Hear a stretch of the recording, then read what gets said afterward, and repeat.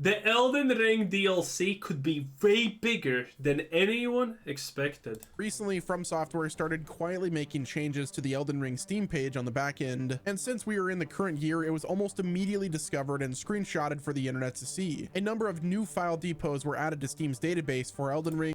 Well, to be fair, this is not exactly a hidden thing. Anyone who wants to see this thing being updated can just look it up on the internet and find it.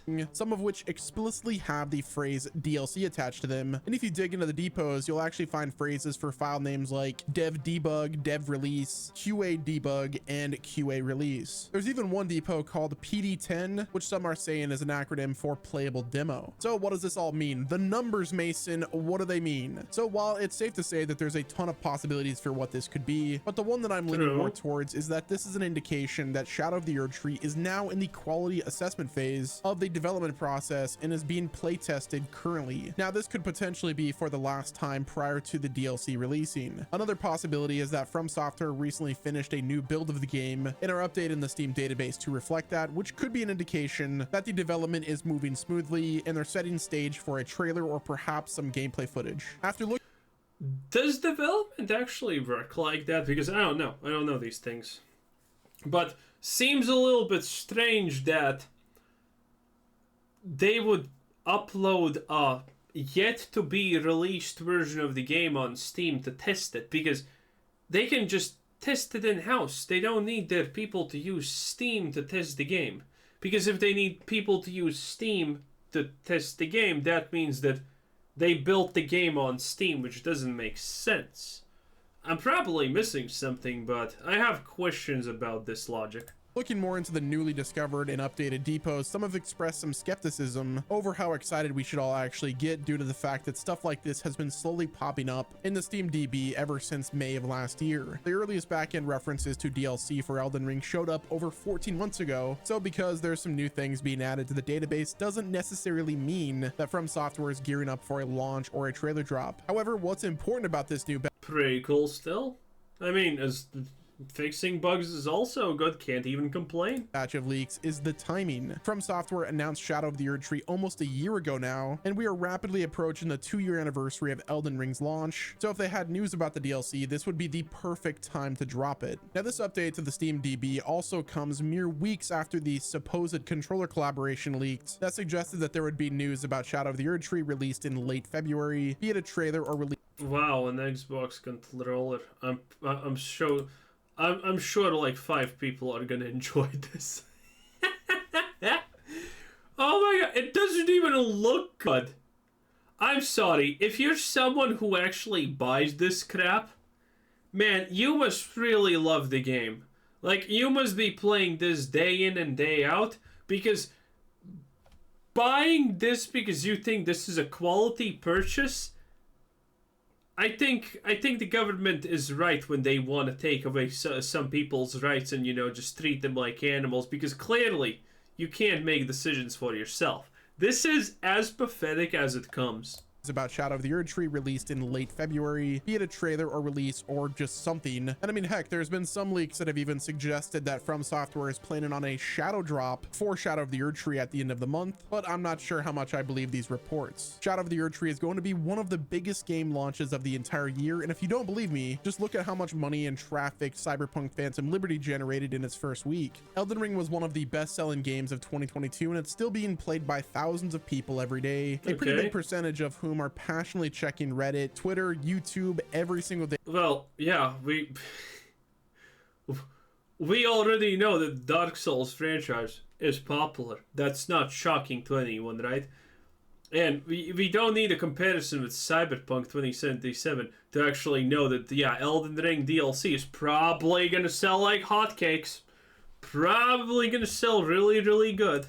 Day for some kind of update on when the expansion is coming out. The Elden Ring community is absolutely going to show up for Shadow of the Erdtree no matter when it launches, and I've got a hunch that this expansion is going to be a much bigger experience than most other AAA games that are releasing in 2024. That is, if we actually get this game released this year. Now, with all of the leaks we've had over the last 4 to 5 months, the Katakawa company giving their financial reportings, the publisher update that said that Shadow of the Erdtree's development was going smoothly, we were told not to expect the DLC to happen anytime anytime soon, but it just seems like all of these breadcrumbs are leading up to something big happening soon. We obviously don't know what soon means. It could be sometime this month. It could be on the 2-year anniversary of Elden Ring's release. It could be just sometime this year. So we don't know for sure. A lot of people are really hopeful for that Elden Ring DLC because, well, a lot of people want it. That's probably the biggest thing here, right? That a lot of people really want it. And hey, who can blame them? Elden Ring is a really good game, so it makes sense.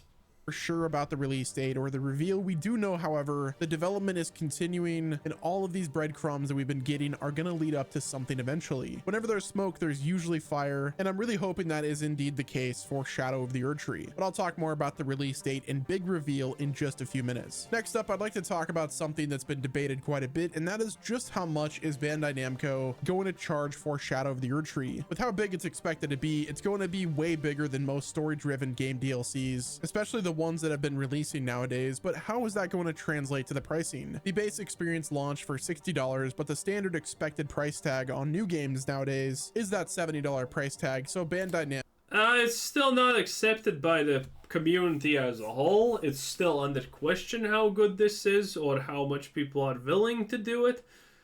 I mean, people have been already paying $90 for a release if it has fast access. What's the name here? You know, when you can get early access. There we go, early access. If you want to play 2 days early, which is the real release date. So yeah. Namco is probably going to be working backwards from there whenever they end up determining how much they're going to charge for the upcoming expansion. And I'm sure From Software, whatever they determine to charge for the upcoming expansion is going to be purely based on completely not how much actual DLC is in the DLC.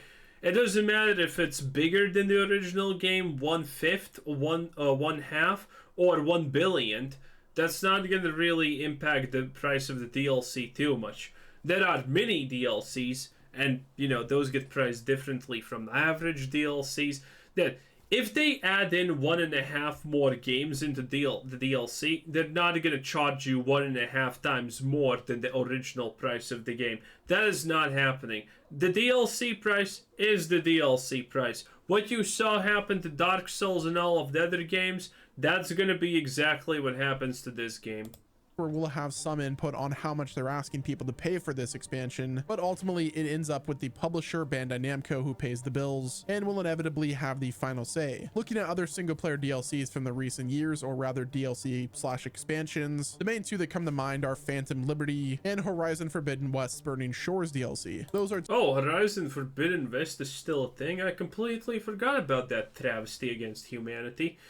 Because they made the main heroine ugly for no reason. She has more facial hair than a hobo. two paid story-driven expansions /DLC for open world games, but they have pretty wild differences in pricing. Burning Shores is currently going for $20 on the PlayStation Digital Store, while Phantom Liberty is going for $30. It's also worth mentioning that there's a kind of a big difference between a DLC and an expansion. Expansions can be reviewed as they are larger experiences. DLCs are typically on the smaller scale, and I believe Shadow of the Erdtree is technically a DLC, but From Software does. What do you mean technically? I don't think the pricing details don't even honestly matter here. Nonsense. At the end of the day, though, Elden Ring remains to be one of the best-selling RPGs of all time and one of the most profitable games to come out in the last decade. From Software have knocked it out the park with this game, and they've seriously raised the bar for whatever action RPG they decide. I mean, I guess, yeah, they definitely have. Elden Ring is bigger, better than Dark Souls in every way, right? Like, this game came out and congratulations. No one's even talking about Dark Souls anymore. Huh. Crazy, right?